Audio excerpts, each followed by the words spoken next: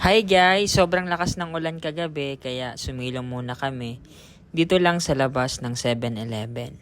Katapat ng 7-Eleven ay ang isang branch ng Daily Joe. Sobrang mura lang daw guys ng mga coffee dyan kaya trinay na din namin. Oranon guys. Daily Joe. Kapag ganitong malamig at maulan ay masarap din kumain ng balot. Shoutout din pala kay nanay. Kapag naiisipan namin kumain ng balot ay talagang sa kanya kami bumibili. Dito lang yan guys sa tapat ng 7-Eleven. Hindi na kami.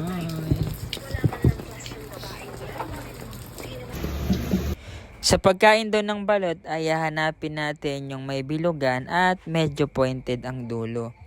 Yun ang babasagin natin dahil nandun daw yung sabaw.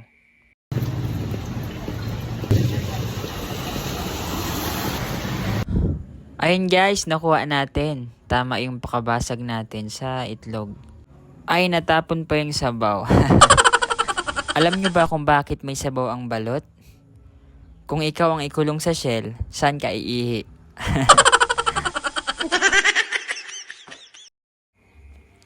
Ano ba yung mga health benefits ng pagkain ng balot? Ito daw ay rich in protein, tumutulong sa muscle growth at body repair, kaya perfect para sa active lifestyle.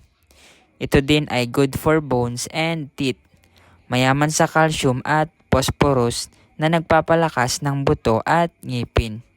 It can also boost energy.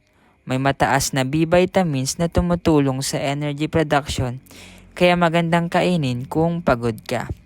Ito din daw ay nag-strengthen ng immune system.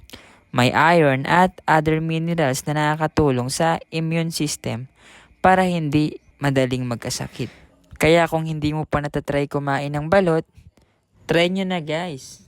Hindi lang ito masarap at malinamnam, kundi puno rin ng health benefits. Paalala lang guys, kung may allergy ka sa itlog o may health condition na kailangan bantayan ang cholesterol intake, kumain ng may moderation. Masarap ang balot pero tulad ng lahat ng pagkain, dapat balanse lang. Yun lang guys. Salamat sa panonood.